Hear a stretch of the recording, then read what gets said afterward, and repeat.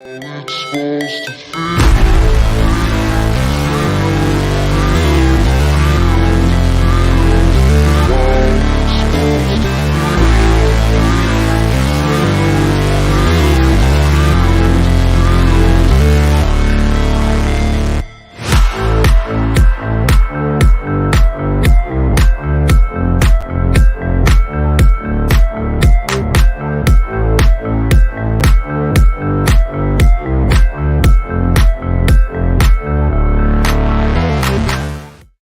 Yo, yo, yo, welcome to NS9LIVE. I'm your host, Anthony DiNardo. With me, we have Tyler, we have Jim. What's up, everybody? I miss you guys. I'm flustered. I'm flustered. You look good, though, Jim. I better. It took me 20 minutes to get this camera set up. And I still can't figure out a way to center myself. I'm like going to have to do this the whole time. Please don't. Just talk into the mic, please. I miss you guys. I missed you too, Tyler. It's been too long. It's been a very long time since we've all been on. I thought I left you, but now don't beat to step two, step two, step two, step two. No, Okay. stop. All right. All right. You can No, but stop. for real, guys, it's been like 2 weeks since. Shut up, Nardo. So can I just fill the people in on like what I just went through? Yes, Jim. So DiNardo out of the blue. I already have like the webcam that I've been using has been just fine, right? For the record, Jim, before you go further, I'm sorry. We're in the same boat here. Yeah. So the webcam I've been using just fine, right? I mean, when you like just fine, then fine. oh, if it's been mine's better. good It's enough been for perfect. you, then It's fine. been working perfectly. DiNardo, all of a sudden, this new webcam shows up on my doorstep. He's like, and then he texts me before the show. Hey, Jim, did you put in your new webcam yet? And of course, no, I haven't. Right. So I'm like 8:45. That gives me 15 minutes. I can set up a webcam in 15 minutes. Right. 20 minutes later, it's still like, did you see that the little blip? Mm-hmm. Not a fan. Not a fan of this webcam, DiNardo. Took me 20 minutes to set up, and I don't like it. I don't like how it doesn't attach to my ring light. I've got to actually like put it on the screen here. And look, I'm jumping all around. If I'm doing this with my hands, they're like all jumping around. This is why we're pathetic. First off, not a thank you. This is terrible. This is awful. Mine was fine. And then yes, of course, right? You decide to. I mean, you've had this webcam now for a week and a half. Probably about two. That's about right. 2 or 3 weeks. But I'm also watching Jim like cut in and out the entire time. So you had it for 2 weeks, and you decided to actually install it 15 minutes before the show, and you wonder why it's always at 9-ish. I feel like I called Jim at 9:03 because he still wasn't. I don't know what this thing is. Oh my God, Jim. Yeah, so to fill everybody else in on my part of the story here, I started on it about 8:40. It would not connect to my computer. It about got thrown off the wall. If I would have bought it, it would have been thrown off the wall. But since it was a gift from a friend, it is now on top of my desk, and it will probably stay there till, I don't know, tomorrow, because Geddes is scary, and I don't want to have a bad viewing experience for Geddes. So naturally, I am going to sit here with my old camera where I look handsome as ever, because more pixels means better looking Tyler. More pixels. Yeah, Tyler, you look great. And like when my picture's coming through, it looks good. But then you see like these lines keep coming across.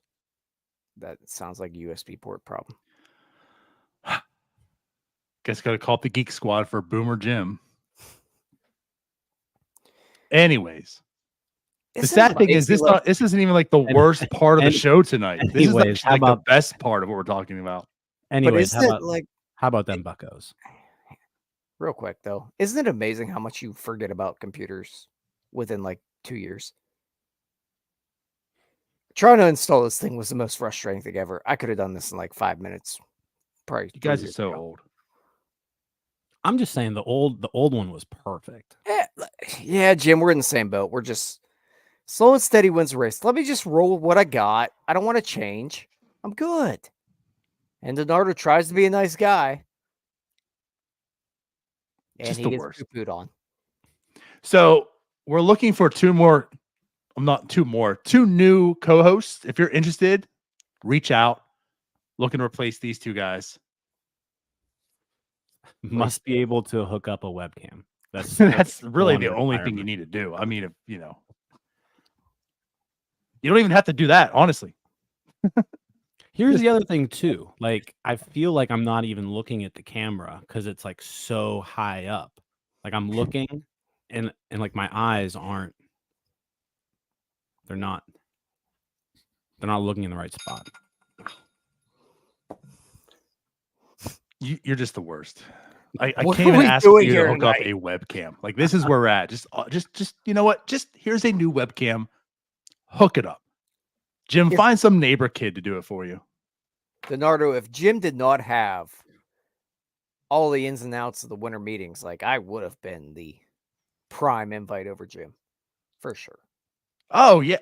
Honestly, again, we don't need to go too deep into this, but I have no idea why you weren't there. A little bit busy with, whole life thing. So you would have absolutely loved it there. I would have had fun in Nashville. That's for sure. It was my hell, And that's why I would have had fun. but I got through it. That's why I would have enjoyed it. Right. No, you would have had a good time, Tyler. Yeah, I'm sure I would have. Maybe next time. Anyways, We're back. we're back. Again, it's been I think like 3 weeks, right? Because 2 weeks ago, it was just you and I, Tyler. Jim wasn't on. So now that we're back, we have some actual news to talk about. Not sure it's the greatest news in the whole world to talk about, but we have news to talk about. We talked a little bit about last night. So if you haven't listened to the emergency podcast, go ahead and do so. We heard the Endy news, hopped on right away. Jim, myself, Neil, and Doug showed up as well. So the four of us talked about the Endy news. So, I mean, we gave like our instant reactions, but of course, now that things have calmed down, we could talk a little more about it tonight. Obviously, Rowdy Tellez was signed last night. Also, we touched on that just a little bit, but let's go in deeper detail on that. And then today, some bigger news came out.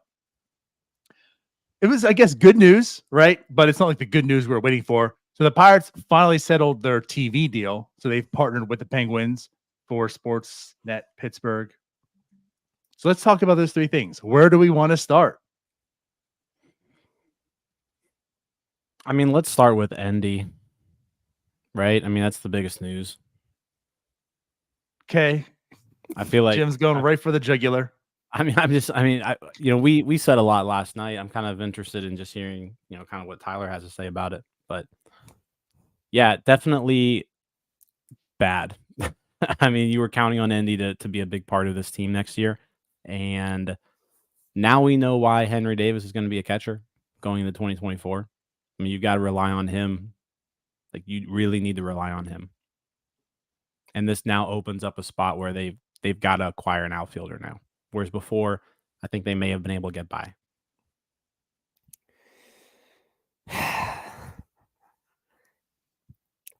So I did not get a chance to listen to you guys last night. Been a little bit busy. Year end. I'm a little bit busy at work and all that and the other. But just immediate thoughts here. It's frustrating. Jim just mentioned that it makes sense on why they've been so gung-ho about Henry Davis catching this year. He's going to have to now. I'm trying not to be super negative toward this front office right now, but it's really, really, really hard, man. Because one, if you know he's got an elbow issue, and I understand he really did need to hit. I get that. So he probably did need to play winter ball, but if you're in the front office, you should probably know that there's like something pretty imminent there that we should probably maybe reel him in a hair. That's it. I really wonder at this point, like, are we seeing these signs of the tanking that's been happening? Because now we've seen Oviedo go down, and we know they overused him because they had nothing else. Now we've seen Endy go down, who had to catch pretty much all the time, didn't get any relief at first base, didn't get to take some days off at second base because they signed Austin Hedges, who was the worst catcher of all time, and had Jason DeLay, and that was about it. So at this point, this team has shot themselves in the foot by continuing to be absolutely atrocious at everything they've done, attempting to build towards the future while just shooting themselves in the foot while doing so. It's really where my thoughts are right now with it. I understand that if it was going to go, it was going to go. If it happens, it happens. But also there's a thought process of how incredibly stupid is this medical staff that you let the multiple guys just roll out there all year, and then in the offseason, oh yeah, by the way, they're going to miss all next year because it finally went. So here we are. We're fine with the 75 wins because we had to get there. We just had to get through the year. That's what it feels like to me. I could be wrong. I don't know.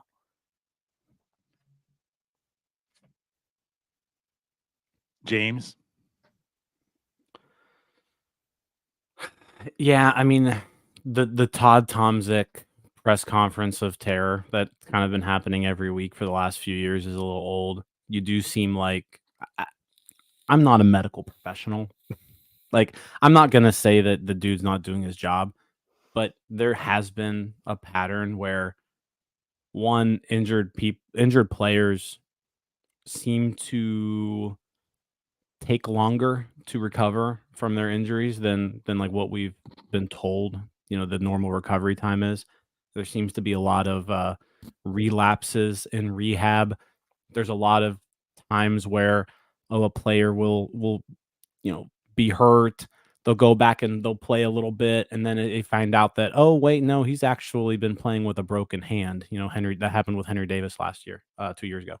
So there's a pattern of just weird medical stuff that's happened with this team for years now. And I don't know if that's unique to the Pirates. I don't follow enough teams close enough to say like this is a Pirates problem as opposed to this is just a sports medicine problem in general. So I'm not really going to point fingers here, but it's frustrating, right? When O'Neal Cruz gets a foot injury and the first thing we hear is, oh, it's going to be 2-3 months, and we're anticipating O'Neal Cruz coming back after the All-Star break or at the trade deadline. Like O'Neal Cruz is going to be our big trade deadline acquisition.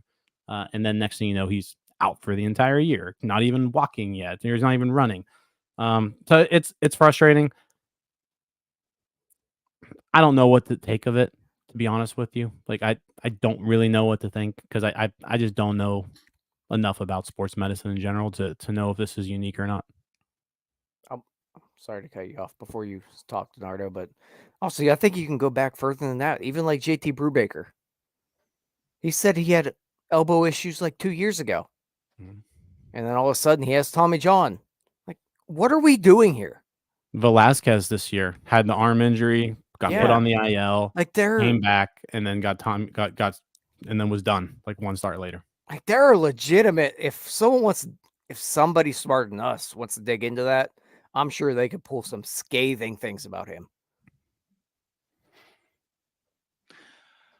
I mean, Jim makes a good point. It's not like I'm in sports medicine and I'm qualified to really talk upon this, right? But you just constantly like hear the same thing. Like you're talking about, Jim. I mean, obviously there's these injuries. There's this wrath of injuries now lately, but we've kind of seen it on baseball as well. So, I mean, there's some correlation there, but maybe a little bit more on the Pirates end.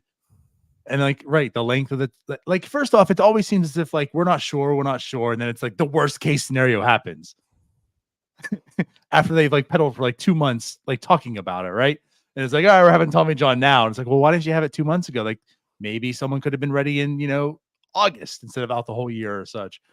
So yeah, there's part of that, but I like my issue just with the Pirates right now, just top to bottom. It just feels like every part of the Pirates organization is average at best. Like best case scenario is like they're average, like the development, the scouting, the medical, just go down the list. Everything in this organization just feels, and I might be pounding and harping, right? And I just more emotion right now than talking sensical, but like, man, it's just everywhere. It's just everywhere. It is frustrating talking about this organization, following along, being a fan of this organization, and now going into like one of the most crucial off seasons, especially in this rebuild. And like what, as Ryan tweeted out today, like name a positive during the Pirates off season. I can't.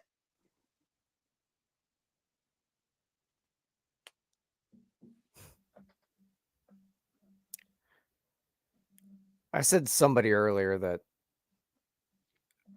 every year I start to care less about the Pirates.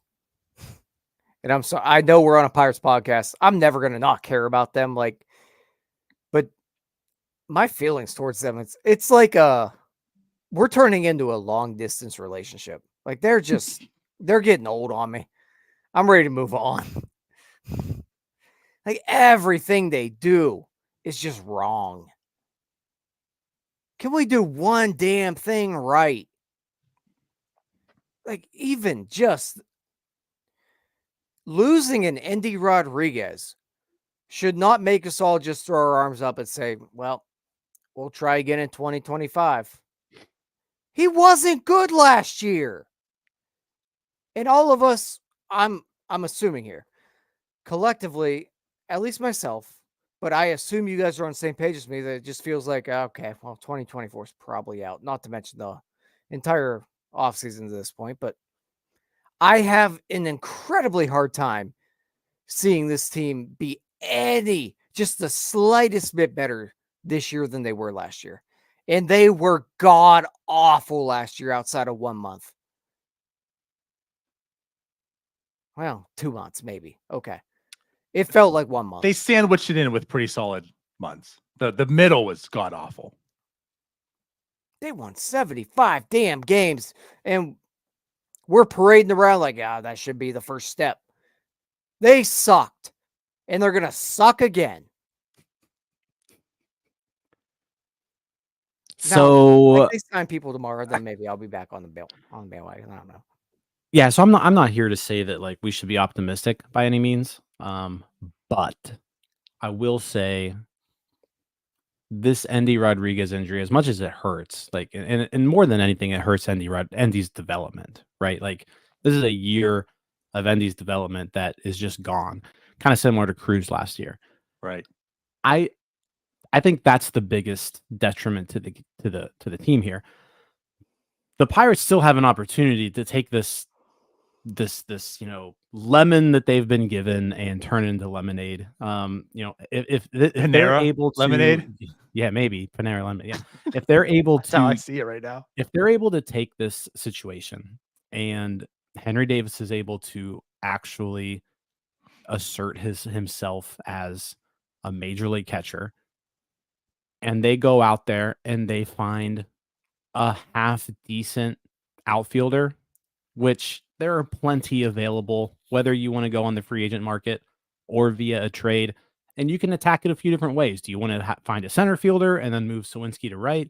Do you want to make Sawinski your center fielder and just find a right fielder that, hey, I mean, this team needs power. Maybe you just find a power bat in right field, someone who can give you 25 homers and is the team any worse if that happens? No, I don't think so. That's I think there's still a way to take the situation and spin it into at least not terrible. It's just going to require them to do something. And I don't know I just frankly don't know if they're going to do it. If it's true that their payroll is really only going to like incrementally go up this year, they've got $25 million to play with. And they need to find 2 more starting pitchers at least. They need to find an outfielder for $25 million. And are you going to be excited about anybody that you sign when you've got 3 positions to fill with $25 million? I don't know. They're gonna have to get creative. Maybe you find it in a trade. Maybe you find it in just a reclamation project that works out. But like they need to fill some holes now, and I don't know how much money they have to do it with. No, you make a good point, and that's part of it. I mean, we keep talking about payroll because payroll's just like the easiest way to improve your team. Like if you have a bottom out payroll at 56 million, I think now, right? About $56 million right now. You have a lot of payroll you can use. Again, like we're talking like $45 million basically gets you to $100 million payroll, which is probably going to be about 26th in baseball. You know, like you understand how low 100 million is, just how low that actually is compared to baseball. And that's like, we're talking about 25 million. We're talking about 80 million. We're talking about getting to the third worst payroll in baseball, which is where they were last year, which actually could also end up being the second worst because I'm not so sure Baltimore Orioles is going to be that low either this year. You know, like that 80 million could still be the second worst in baseball, only above the A's. That's what we're talking about. So it's like, why settle for that? Like, why not just say, you know what? We'll be 25th worst in all of baseball. And we'll afford ourselves 45 million to better. That way, like, you don't have to actually get rid of a lot of these assets you've worked so hard after draft after draft and trade after trade to acquire to better your team, to get rid of, to just be a competent team this year. So now granted, I do think a trade makes sense also. Like, two things can happen and two things need to. They need to spend about $45 million and make a trade to maybe get some, like an actual better pitcher, like a Tyler Glass. Now we can talk and make reservations, but like a Dylan Cease, so like someone with maybe more control. The Marlins, a great matchup there, right? Someone who's more cost effective, maybe a better pitcher than you're acquiring on, free agency. Of course, if you make the trade, that player has to come. In free agency, they can say, I don't want to come, and you have that reason, right? But like, I think a trade makes sense, but also just simply spending money. You don't have to worry about all the other stuff. Just spend the money.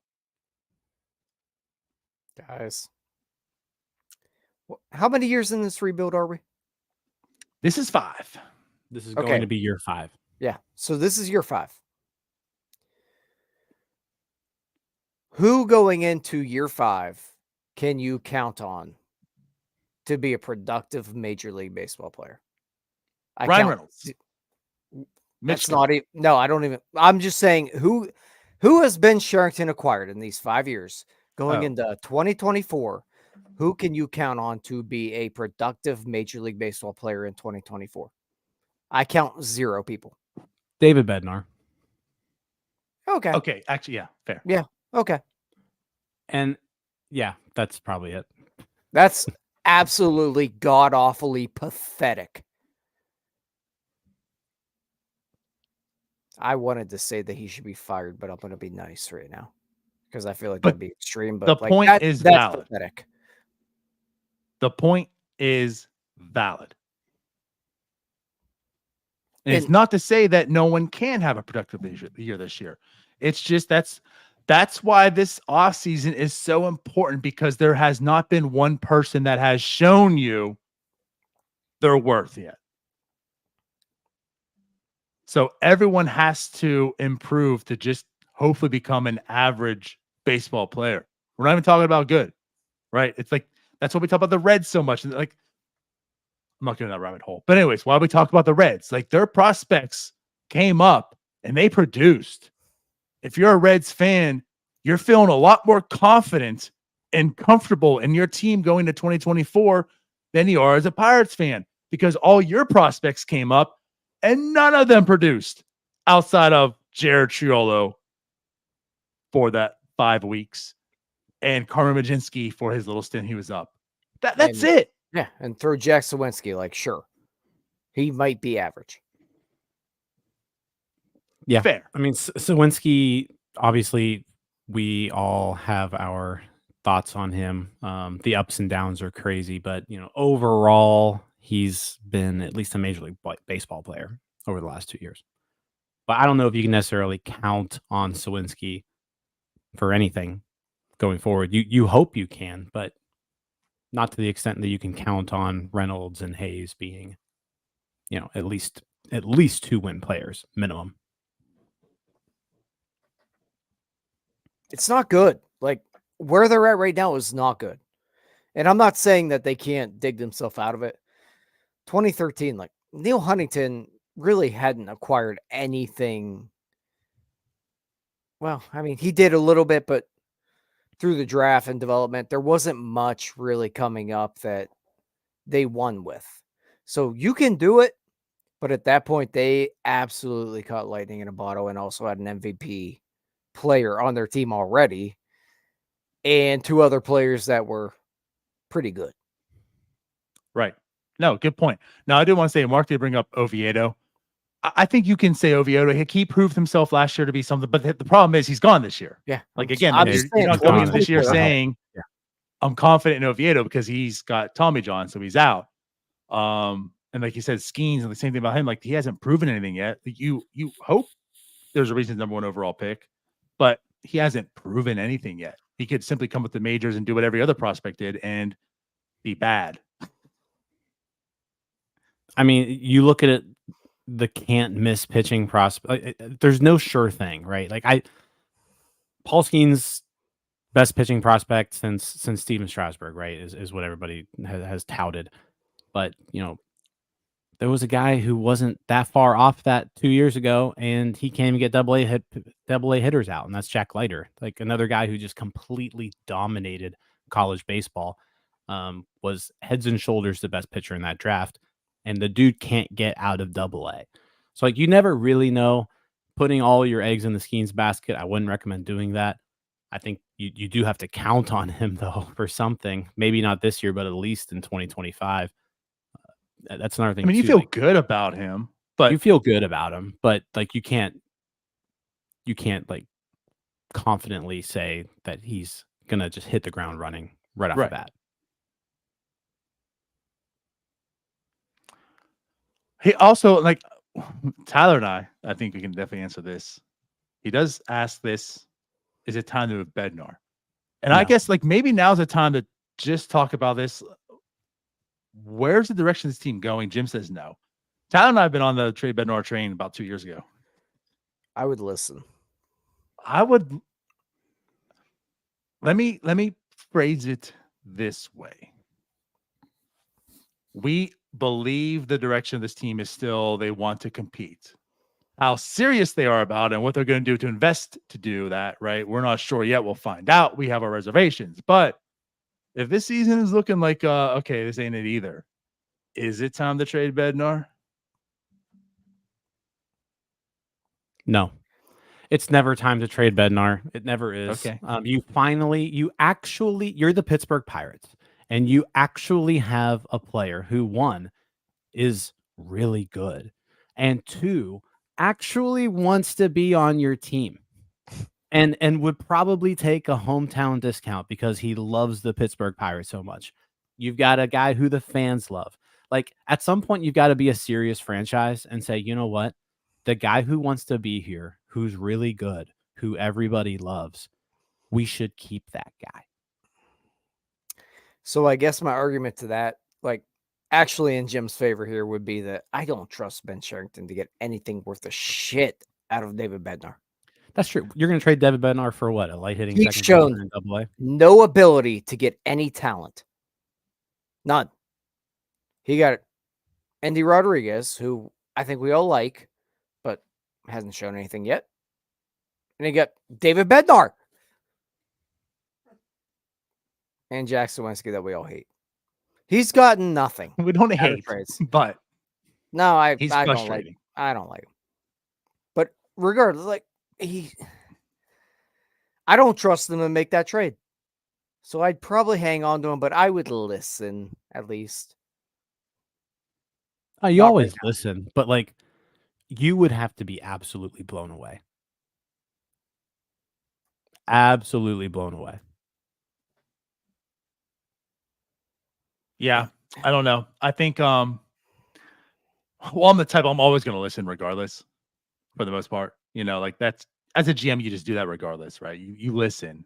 But and maybe this is where he's getting at also, like maybe Bednar is what opens up the opportunity to maybe fill out some of that rotation and you figure out the bullpen Probably in some not, way or but another. Sure. The thing is too, like if this was, and this isn't, I know I'm going to get hammered for this. This isn't a Huntington versus Charrington thing, but in the Huntington era, he was able to just find bullpens. Like he was able to just create them, right? Charrington hasn't really done so with that so far. Like the Orioles, I've said this for like 2 years now. The Orioles just made a bullpen out of nothing. I'm not confident that Charrington could trade Bednar to get maybe the pitcher he needs or the outfielder he needs or whatever, and then say, I'm going to piece together this bullpen to still kind of make up for that, right? To replace David Bednar. I don't trust that he could do that. So I can get behind the idea of trading David Bednar to maybe fill up some of these pieces that you're looking for. I just don't trust that. Like, I just feel like then there's a big hole in the bullpen. And it's going to stay that way. That's another thing too. You trade David Bednar in your bullpen, which was kind of a strength going into this season, all of a sudden is not that. Right. Agree. All right. So back to the Endy thing. And again, I know we talked pretty deep on it last night, right? But again, Tyler, going back to you, like, any more thoughts on this? I'm annoyed. It's really what it comes down to. And I don't know if I'm rightfully annoyed because if it was going to go, like I said, it was going to go. Everything they did handling the situation just felt wrong. And maybe it's hindsight because we're where we are now. But looking back at everything and everything that's happened with this franchise and injuries and how they've handled them, it feels like they set themselves up for failure. That's where I'm at with it. Now, what we discussed, sounds like Henry Davis is going to be the catcher. And at this point in time, it's maybe a blessing to some degree here, right? Like out of every negative, there's some positive that comes out of it, right?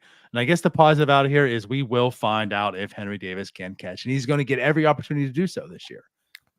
There's no beating around the bush. There's no wondering, right? There's no Henry Davis mindset. Like, what am I going to do? I have to practice and learn all these different, like he's going to learn catching. He's going to develop as a catcher. So he's going to get that opportunity. We're going to find out if Henry Davis is a catcher this year. Hands down, we will find out. So there's that aspect. So if Henry Davis is going to be the catcher this year, Nardo, I don't know if you're correct on that. I have a feeling they won't. They'll roll with some other catchers and leave them in right field. You think so? I really do. I don't think they'll give him a full-on opportunity to start a catcher. I mean, if they roll with DeLay and Sanchez, what have they shown you that they wouldn't do that? This goes into the whole, I guess, from what everything that I am hearing and being told from every single person who has anything to do with the organization is Henry Davis is going to catch next year. We had the catching coach on. Cody had the catching coach on 3 weeks ago. He said Henry Davis is going to catch. Everything we've heard from Ben Cherington, Henry Davis is going to catch. Everything we've heard from everyone who's talked to anybody in the organization, Henry Davis is going to catch. By the way, can I pause right there? I've got to believe Henry Davis is going to catch. Go ahead. We didn't go back to connect the dots there. I'm not trying to say anything, but this information was known within the clubhouse. We had him on, and he was saying that he probably knew about the Endy situation. So yeah, at that point, right. I mean, he at least knew. I'm sure that he's back and why he's back. So yeah, maybe there is, again, think about what he was saying back then. Can I add to that? We were told last year. I do think Cody interviewed him though before November 13th. I'll double check. But at any rate. Can I just add one more little piece of that? Yeah. We were told last year that Henry Davis was going to catch. Henry Davis did not catch. I don't trust a damn word that comes out of their mouth. But we also got an explanation for that. No. Yeah, the explanation is that they are a bunch of liars. That's it. They don't know what they're doing, and they're liars. That's it. I think Henry Davis is going to be the everyday catcher next year. Jason DeLay will be the backup. I cannot wait till we do the over-under show because I will put it at like do it right now. Like he won't catch more than probably 30 games next year. I'll say this. I think he is going to give every opportunity to be that. I think we'll find out in come springtime if he will or not. Yeah. They need him. Like, does that make sense? I mean, because if he comes in the spring and he is Yeah. just terrible, like they might pull the plug right then and there and say, okay, we are done. Yeah. And now we got to figure something out. But like if he's not, then he's your everyday catcher for the most part. I mean, whether it's a 60-40 split, 70-30, like whatever it ends up being, he's your 1A. I don't like If he shows that he's capable of catching, he's your catcher. Right. Plain and simple. I don't see them. I just don't see it. Here it is. Cody did say he interviewed him on November 7th. So before Endy's injury, the catching coach was saying Henry Davis is going to catch. Henry Davis is going to catch. Yeah, they said that all year. He's not going to catch. They'll try it, and they won't do it. I guess we'll see. We'll find out. I know. We'll also find out what they like if they go out there and they acquire an outfielder this offseason, like a starting outfielder, like a real person. Their plan is for Davis to catch. Right. If they don't acquire an outfielder, then we'll know. Because if they don't acquire an outfielder, you can't roll with like Joshua Palacios and Connor Joe platoon in right field. You can. But all that is why not if you like, want to be a serious franchise. Serious. But they're not serious. Okay, well then that's the thing. If that happens, then we'll know. We'll know at that point. We're on the same page. It's just frustrations coming out right now. Jim, I'm sorry. I almost called you Fred, my dog. It's like I'm talking to him. No, if they don't acquire an outfielder, then we'll know. Well, I mean, we're at December 13th, and they still haven't re-signed Andrew McCutchen. So here's my theory with McCutchen. They know that he's coming back. McCutchen knows he's coming back. There's just no reason to use a 40-man spot on him right now. I think McCutchen's a Pirate. I think they probably already have something worked out. And it's just, hey, we'll sign you when we don't need any 40-man spots. That's my theory with Kutch. He's back. Happy that you're positive. I fully agree. I am too. And that's, like I brought it last night. Like that's what this Endy situation hurts with him as well, with like the 40-man. Like, he's out for the whole year, but he still has to burn up a 40-man spot. So you can't like replace him per se in that aspect, right? So yeah, I kind of I'm with Jim as well. For all the stuff you can say negatively, right, and pessimistically about the Pirates, like I just feel as if like this is still a done deal. It seems too stupid for even the Pirates to not do. Like Kutch is just in your palm saying, "I'm here. Just let me know how much you need me for. I'm here." Yeah, like so he doesn't want to go. It's going to happen. They just can't afford to like have him on the 40-man right now because they have a lot of moves they need to make. Maybe once the big trade comes or something, they do something like that sense. Maybe at that point in time they can. But until like things open up for them, I just feel like he's just waiting right there so they're able to do things they need to do right now. Maybe I'm just scoring decks over here. I've been hurt too many times. And you have every right to be.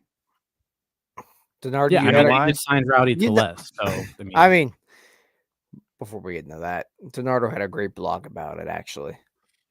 Donardo was a very good blog. I am a scoring decks right now. Like, I didn't get you're returning Christmas gifts on me. That's where we're at. I can't believe that Donardo could, put 3 sentences together, but we'll take it. I'm curious because I didn't read it before the editing. I'm curious how much Kenny needed to Actually, edit. there wasn't a whole lot of so editing. much. I don't think much of it. But I just want to say, see, like Tyler, I can because fine isn't good enough for me. Whether it's my baseball team I watch or my co-host that I end up watching, like fine's not good enough for me. That's why you got a new Well, then camera. I need to get my old camera back because this isn't even fine. I'm jumping all over the place. Got lines all over the screen. Anywho, what was the next topic? Rowdy Tellez. So the Pirates have now accumulated $6.2 million worth of talent this year. They added Marco Gonzalez, we talked about in the trade. They made their first actual MLB free agent signing. They signed DH first baseman Rowdy Tellez for $3.2 million. Tyler's out of here, but Jim's stupid face is still up. Why's Tyler got my face on it? I don't know, actually. That's kind of funny. But yeah, so Rowdy Tellez, $3.2 million, which I believe it's what, $4 million it can increase to with. What is going on? How to fix it? I don't know. But with incentives, right? $4 million was the max I think it goes to. So Yes. yeah, Rowdy Yes. Tellez, everybody. Pirates I mean, definitely needed. Hopefully he doesn't reach any of those incentives because that would mean that he played a lot, and hopefully he doesn't play a lot because he's terrible. I keep hearing people say, "Oh, but he was really good in 2022." No, he wasn't. He hit some home runs, but he still wasn't good. And that was also 2 years ago. Last year he was awful. He was awful.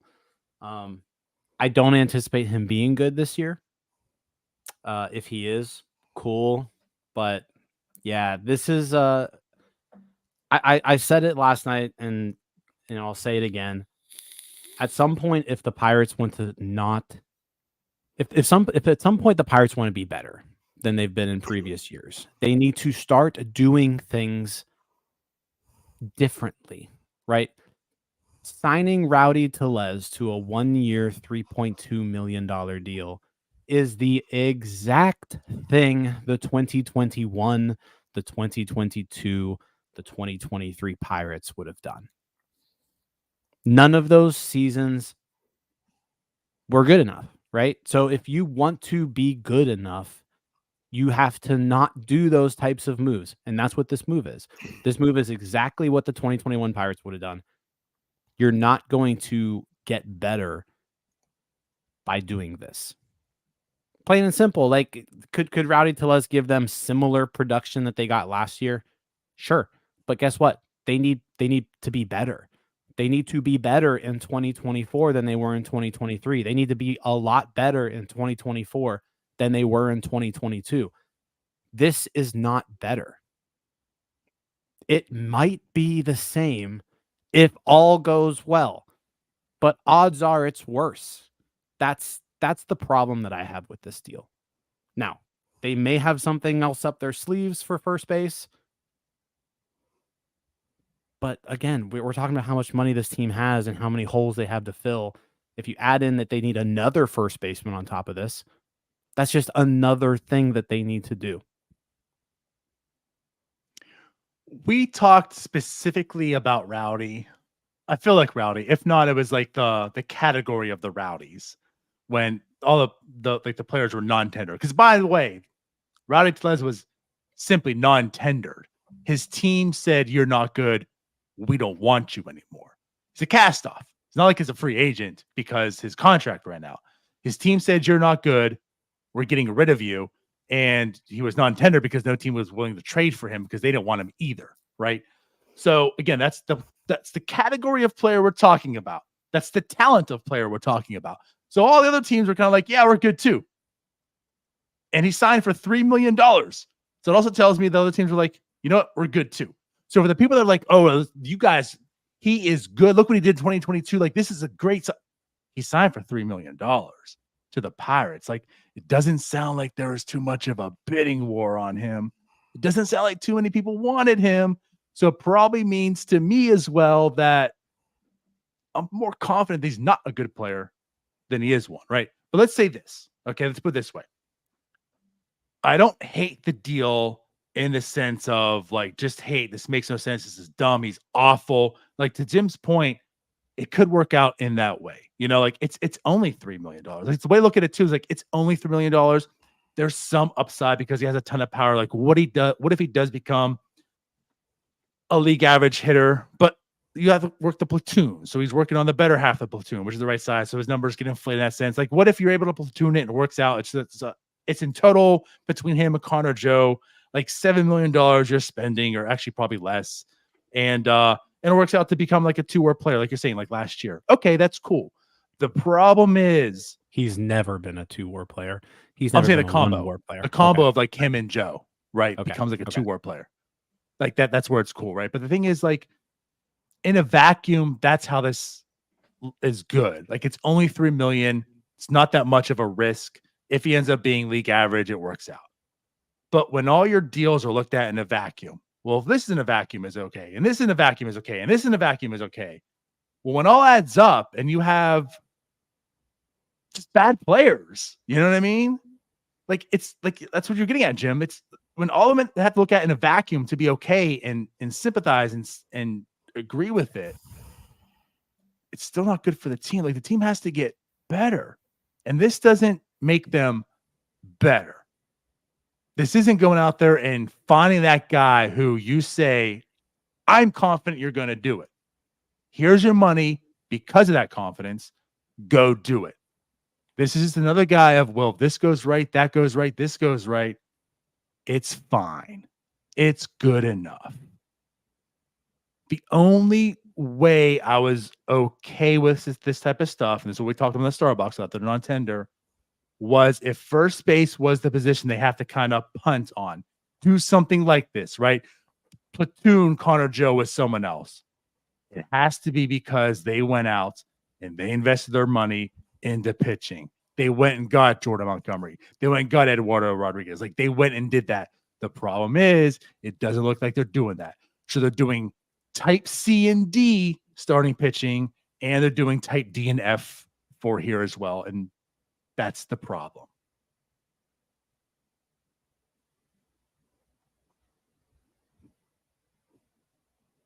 We're talking now. It's too many what ifs. Go ahead, Tyler.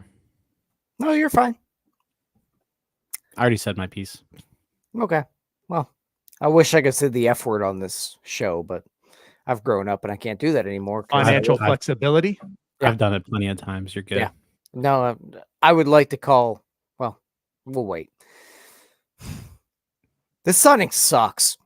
It's terrible, awful, atrocious. This is really the point where I wanted to tap out on the year. Because this is a guy that might be able to DH for you, who will probably take away any positional flexibility you have, which shows me you have no idea what you're doing with roster flexibility, who can't run a base because he's a fat F, as I called him a bunch of times on Twitter.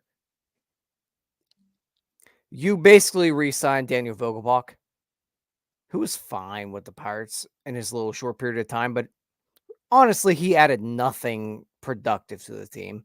He was just kind of fun because he was fat. Rowdy Tellez is just fat.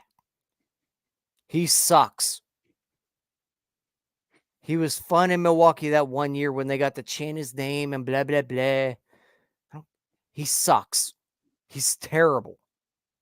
If you're counting on him to play any meaningful games at first base, you're an idiot.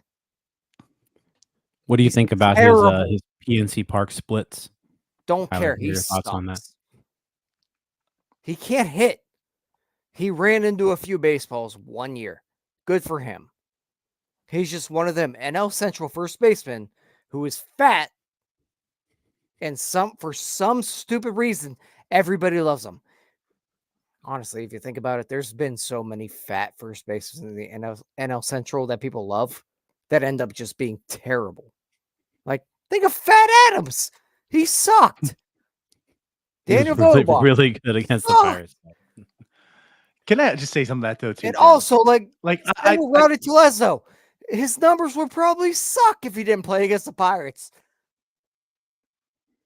I know there's irony in this, and it's fun to point out. And of course, as Pirate fans, you always know the ones that come to PNC and become Pirate killers, right?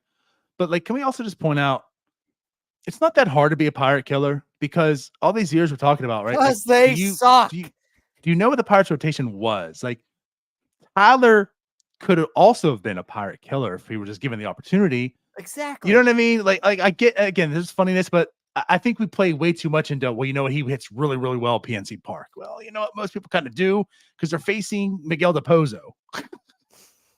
So yeah, that tends to happen when you have really, really bad teams.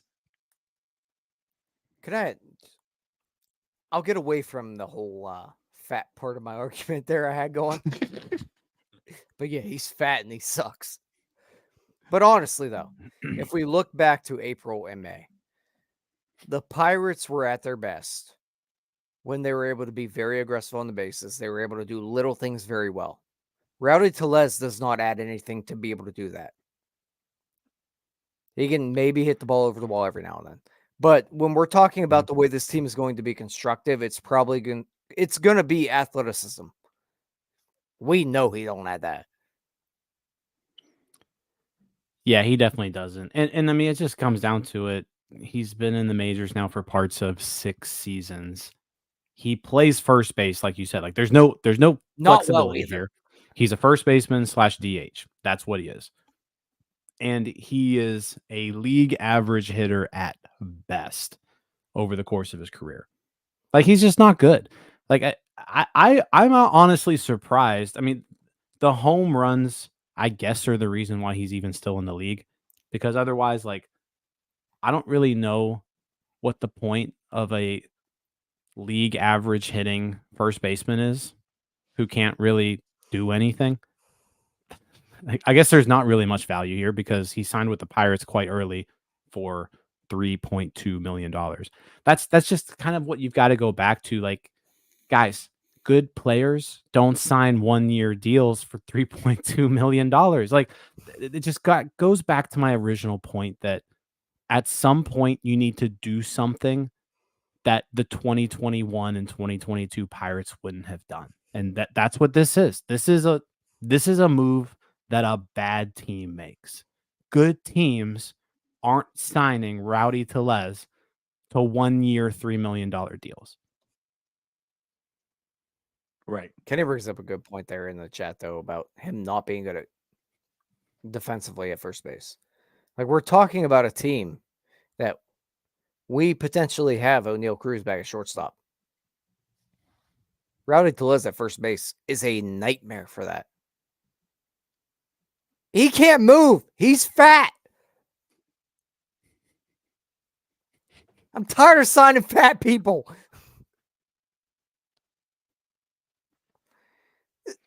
Honestly, this is like signing Vogelbach and Yoshi. It's just a nightmare for that position.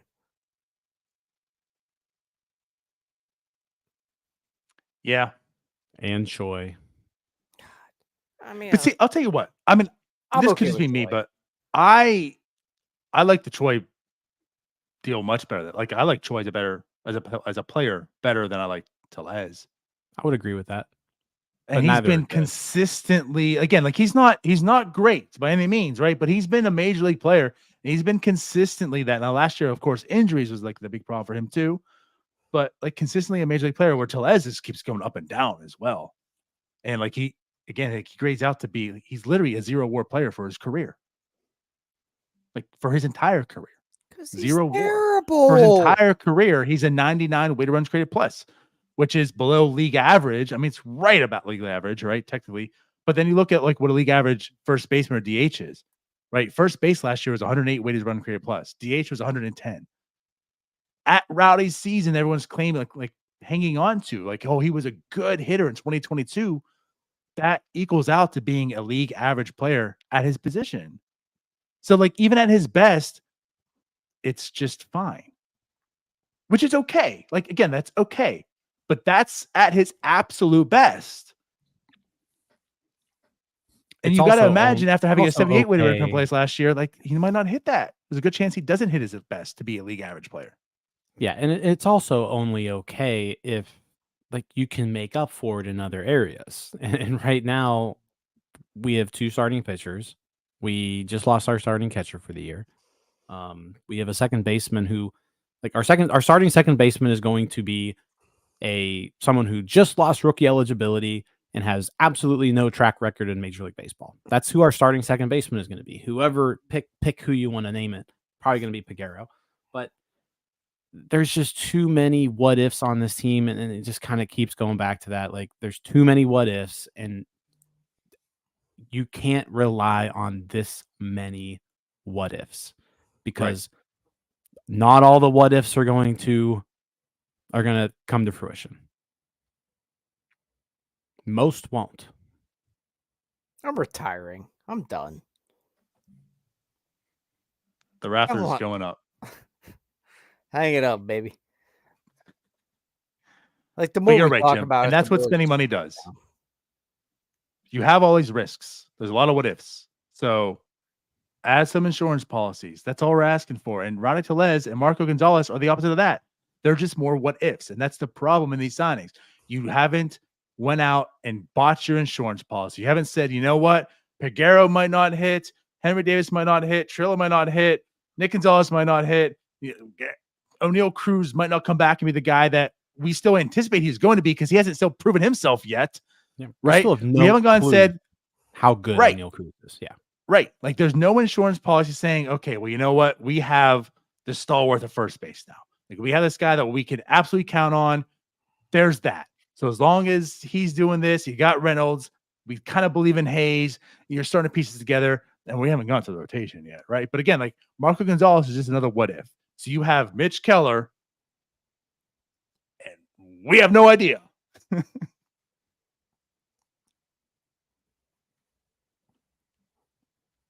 Yeah. You guys sure we want to do post-game shows this year?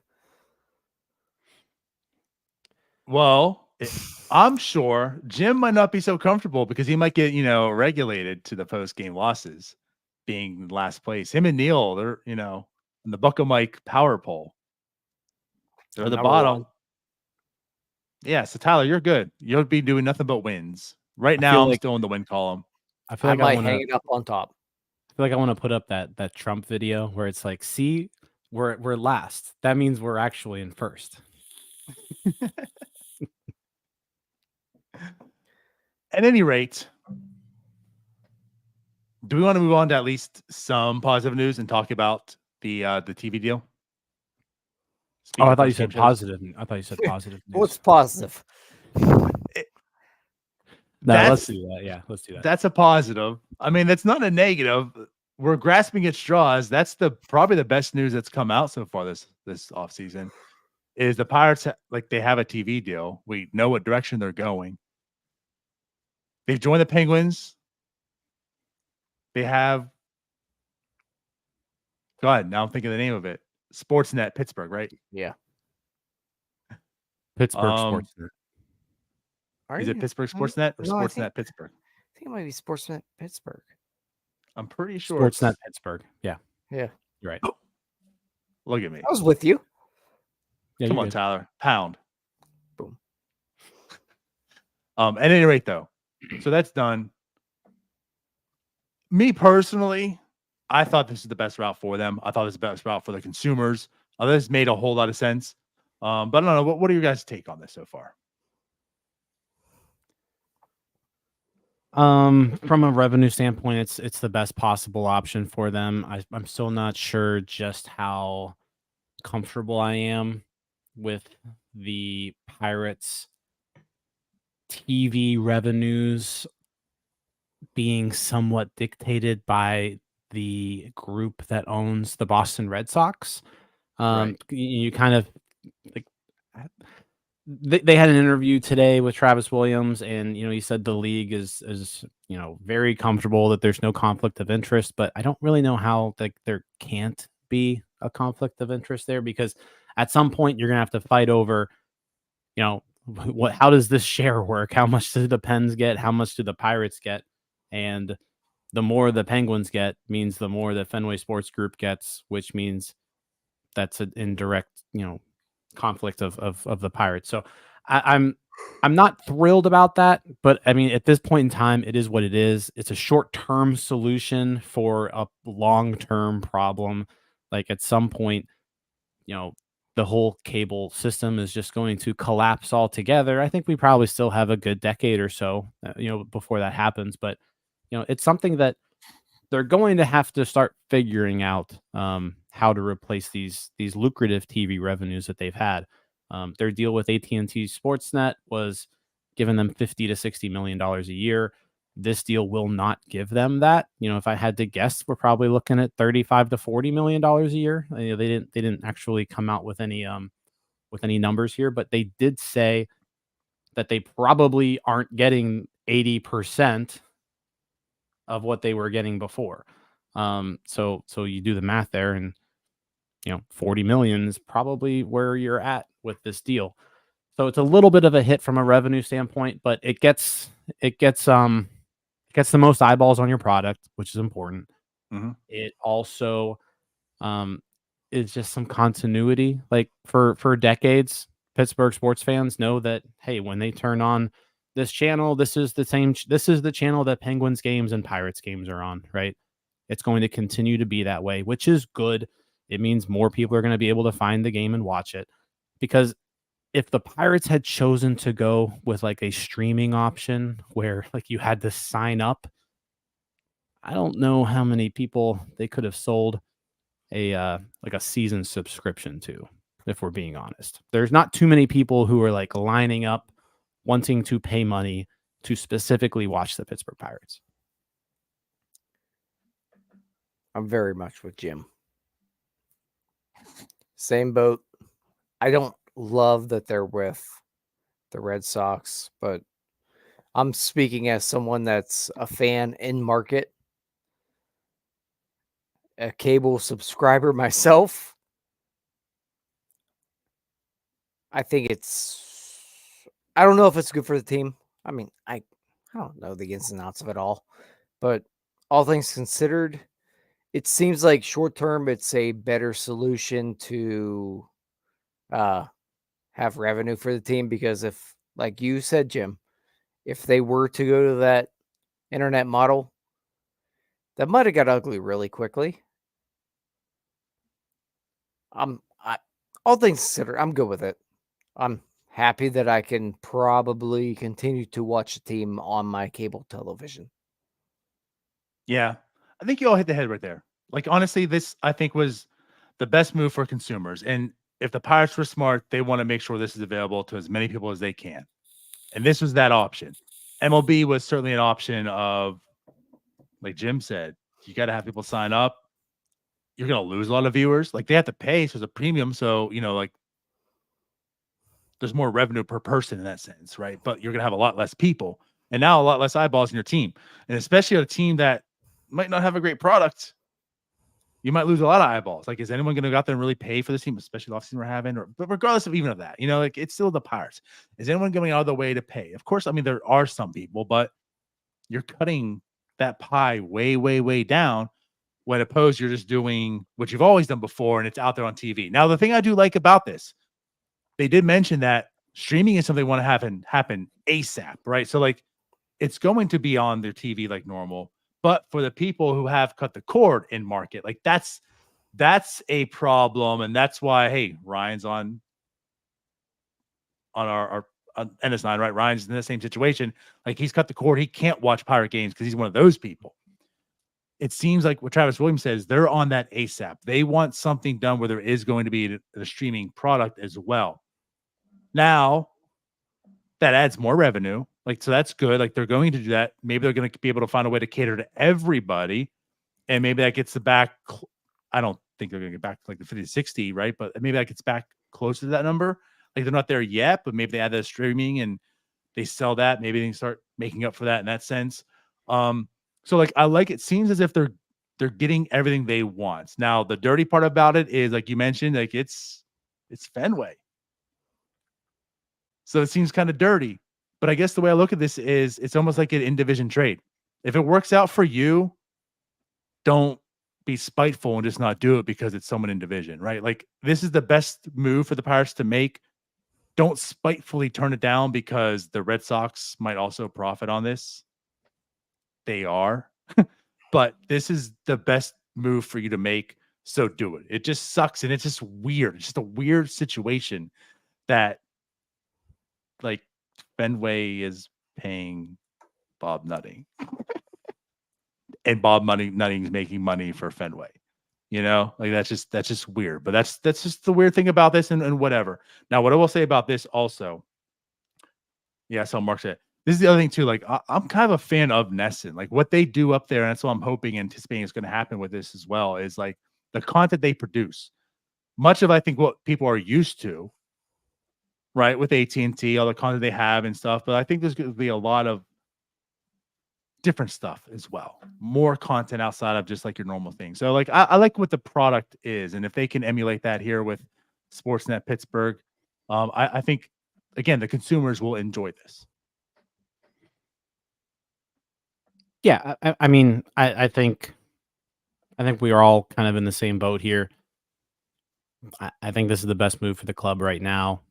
They do need to figure out some ways to navigate this environment going forward. And it's something that's not even just a Pittsburgh Pirates thing. Like every single sports franchise and every single sports league is going to have to figure out a way to make people want to watch their stuff without having cable, right? So it's going to be just something to watch and pay attention to over the next few years. It's just it's not going away. They just got to figure out how to make it happen. It at I least will say this though. it buys them some time. Yeah, I will say this. One way to get like a good amount of people to like sign up for a service to watch you is to give them a product worth watching. So if there is a bright side to all of this, if down the road all of this comes crumbling down, right? Like the Pirates will make no money if they can't put a good product on the field that people want to watch. So, Hold on conspiracy theorist there. Do you think they sign with them because they know they're not going to be good for a while? No, I mean, I don't think it's that either. Regardless, I think that was in saw the back of their mind, though. Like, we might struggle. See, you saw it though. Like even last year with the Padres, you know, people in San Diego love the Padres, right? But they still just didn't get the amount of subscribers that you would have, was it 16,000? anticipated. Yeah, I mean, it was not a lot. So, yeah, I think you've got to avoid that. I think you've got to avoid that situation for as long as possible. Yeah. And again, the positive of this, as you talked about, many teams right now in baseball are going through a situation they have no idea. The Pirates are one of the lucky ones. Like it's resolved. Yeah. It might not be what they were getting beforehand. And Travis Williams says that doesn't mean anything for payroll. They're going to operate the same way they anticipated heading into this year. So just keep that in mind, people. It has nothing to do with it. Nothing to see here. But at any rate, no, it's resolved. So like that is one positive for the Pirates. Like this thing is behind them now, where a lot of people, it's very cloudy and there's a lot of uncertainty for those clubs. Pirates have a little bit of stability right now for at least 2 years, it seems. So cool. I'm with you. It at least alleviates some of the pressure that is coming in. Right. Until it really crumbles and everyone has got to really figure it out. Well, maybe then everybody else will be broke. No, they'll all just be inside of casinos as Mark Cuban wants to do, right? Like every team's going to be in a casino resorts except for the Pirates, and they'll really be broke. Yeah, I think as much as like this TV revenue is going to go away, so you've got to figure out a way to supplement that. And as much as like I don't want sports leagues like in bed with sports books, that's probably like the only way to do it. It's like the only other revenue stream out there that you can really grab a hold of. Yeah. You need smart business people. Luckily, the Pirates have Travis Williams. And we are out. Yeah, I'm good. Wish you look at the time. I'm out of words to say. All right. No, but for real though, let's we're gonna wrap it up. I'm good. Yeah, let's do that. All right. Well, everyone, appreciate you guys watching as always. And I guess since it's Wednesday night, Jim, you'll be on tomorrow, right? For another.